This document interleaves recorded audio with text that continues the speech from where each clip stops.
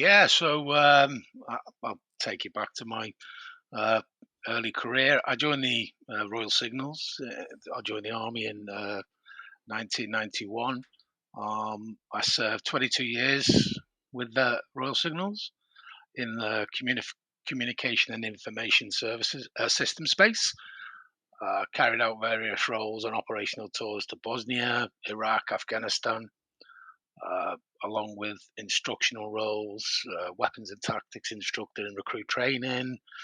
Uh, then I carried on that theme throughout my career, instructional around operational um, sort of leanings, but also technical, some technical tours on operations.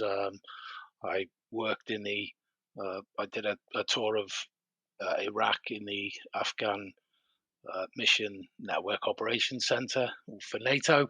That was a very interesting tour, looking after the communication information systems across the entire region of Yeah, I Afghanistan. bet. Uh, dealing with outages, dealing with change, dealing with all aspects of ITIL, which sort of got me into um, the IT space, so to speak, because it was more communications before, but the IT space came later.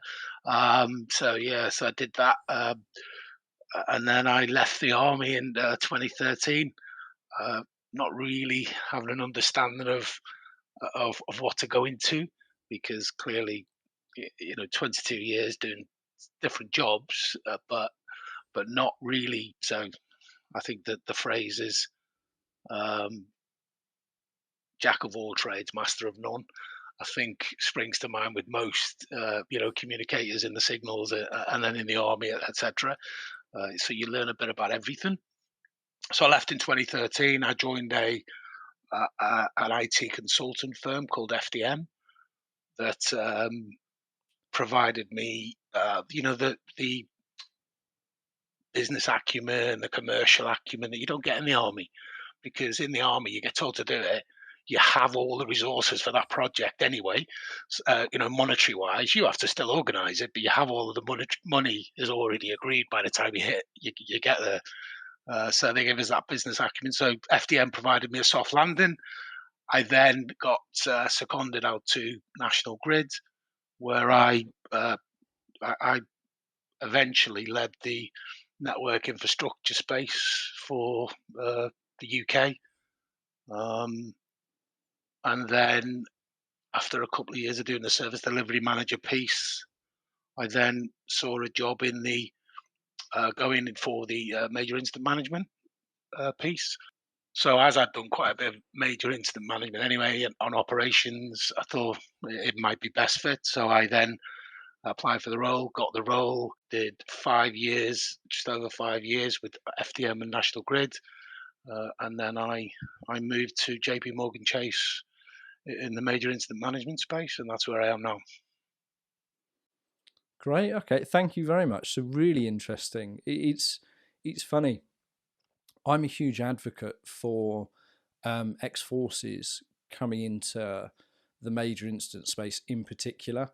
It's interesting, but I think it's much more recognised, and companies are particularly large corporates really smart now. They have whole programs designed to help people transfer. Because I think the training that most receive in the military is just phenomenal, and the experience that you get, particularly if you've been on tours, I think is prepares you so well for anything else in the commercial world, because it's naturally going to be in order of magnitudes more serious when you're in the forces on tour. So trying to deal with anything in the commercial world suddenly kind of pales in comparison. And in fairness, Adam, I did think it was very daunting when I left the army. I didn't really have an idea of where I wanted to go, because, like you've just said, uh, that certainly my 22 years in the signals, I've done jobs outside the signals. I've been seconded to other people. Um, and but the key factor for me for being ex-military was every 2 years, from the minute I became a senior NCO in 2005 up until I left in 2013, every 2 years I moved into a different role. Never moved into the same role. It was always a different role. Um, so you hit the ground running all of the time. So it gave me that sort of peace for when I left. And I'm going to mention a bit about FDM. I'm not going to be. It's not an unashamed plug, but for them, I don't know where I'd be, because a lot of people leave in the army not have many different facets, and areas that they could do, and they're really good at. The skill set is phenomenal from the army, because you get all of the.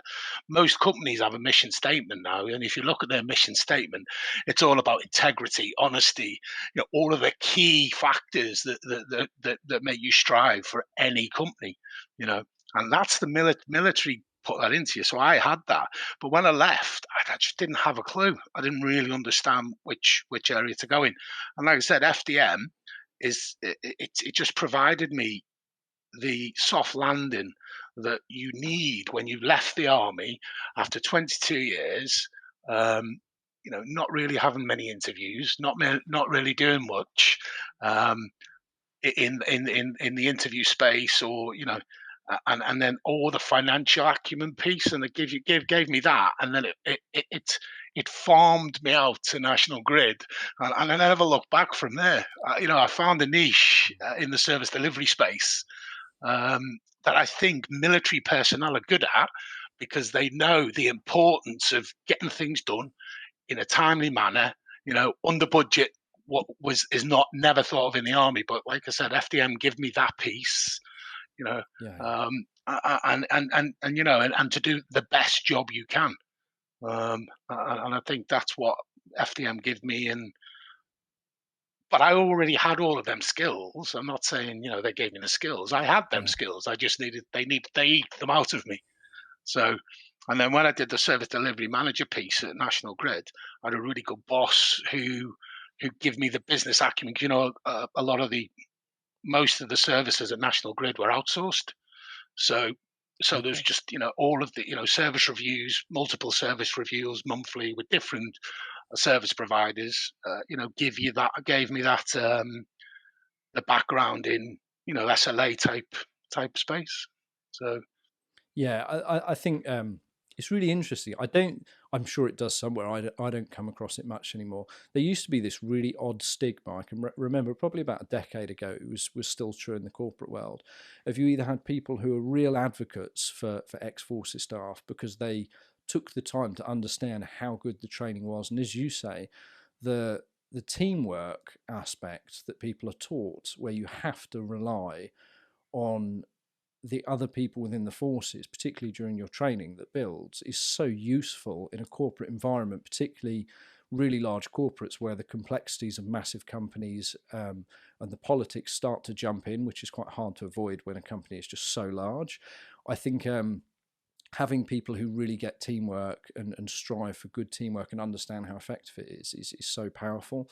But there used to be this stigma, at least I think there was, and used to see it, of people would be either very pro ex-forces, or they would not be very aware of what it actually means and have this blanket statement of, well, they're so used to following instructions, they can't possibly work in a more dynamic environment like the commercial, which is laughable when you really get to understand, and particularly if you have friends in the military forces who are prepared to speak openly about kind of the training and their experience and the good things, the bad things, which I think has disappeared, which is great, because I think people who come, it's interesting, I liken it, while I appreciate they're not the same thing, I liken the discipline to top level martial artists, in that there is a discipline, or even any high level competitive sports people have, of this real won't quit attitude, grit and discipline to excellence that I think you see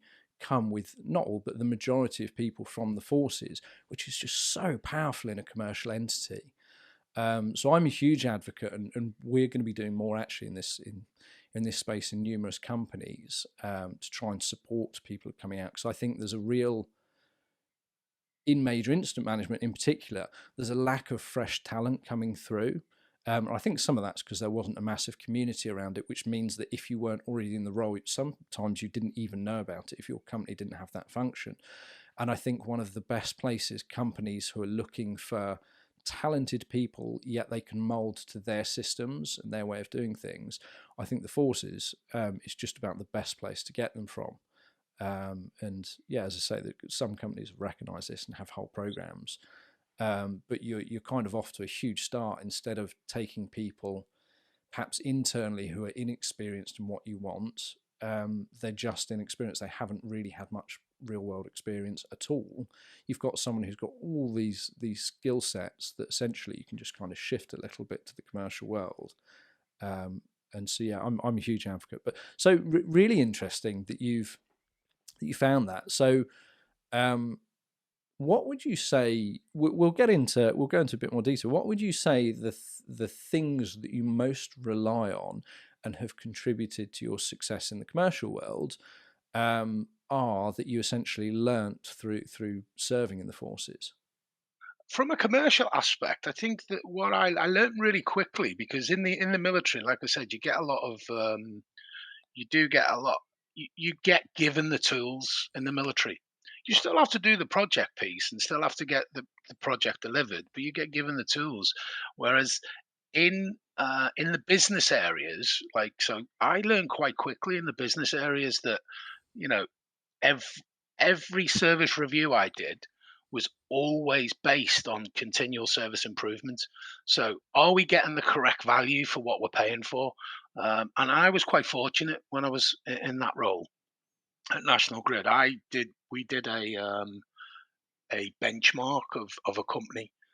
So National Grid decided to benchmark companies just to see what equivalent to everyone else. So I got to see a lot more in detail um, of what actually goes into some sort of contract negotiations, exactly the really nitty gritty level, and it was massive. It was huge, but the army taught me to get a grip of things straight away. So always get a handle on it and never sit there. Always think and ask people. If you don't know what you're doing, get somebody to help you. And there was always plenty of people. Teamwork in the army was what got you through it. So knowing something's important to do, in the military, you get on and do it. But but when you still face that when you hit the business areas, the proper commercial business areas, and you actually physically see how much that's going to cost them or something like that, that you're very customer focused, so that needs to be meticulously checked, and that's what the military gives you. It gives you that moving every couple of years, going into a new role, having to adapt quickly to that new role, and then identifying these really, I call it low hanging fruit to start with. You get all of the easy bits out of the way when you take over the role, and then you really start digging and digging and digging. And that's what the military taught me. Never stop to get only start when you know there's nowhere else to go. So from a commercial perspective in at National Grid, I certainly did a lot of digging into a lot of services that we didn't require, and I would like to say that me and the team saved a fair bit of money over them couple of years I was there in the service delivery space because we dug and dug and dug and dug until we got to the very bottom. That's a really interesting synopsis of it, because I think you still see that with very experienced people in the commercial world, that actually when they've been in a role for a long time, perhaps haven't moved much, or even a particular company with a way of doing things, even if they move to a parallel, so it's the same type of role, but they move into a new company and suddenly they don't have the same relationships to rely on, they don't quite know the exact process. You see the stress levels of a lot of people really rise. And I think it's interesting because there's an assumption that, oh, well, they were successful at X company, they're going to come and do the same role here. My experience, particularly of more senior people, is actually that's not always true. They do struggle with that piece of going, well, there's an element of uncertainty and chaos in here, which aligns perfectly to major incident management. But my key thing here is I need to get a handle on the situation, figure out what are the main priorities, and then focus on each one and really drive through, like you say, with that grit and determination to sort those things in order instead of trying to say focus on everything at once. And then dig into the more complex stuff, as you say. I think that's a really useful skill and something that isn't quite as common as you'd expect, which is interesting, I think, because that's, if you've got a good level of intelligence, you have an idea of what you're doing, but you have that kind of grit, determination, and the focus, particularly when things are uncertain. That's a really powerful combination. And eventually that kind of person is always going to figure something out, whether it takes them slightly longer or not. Those kind of things, we're often asked, particularly by clients, but actually by the community, by hiring managers, they say, what do you look for in major incident managers? And those are some of the first things we list. We're like, look, if someone's got a good level of intelligence and they're eager with the right attitude, you can teach them anything. So don't worry about certain skill sets. Worry about this grit, determination, and the ability to focus in uncertainty.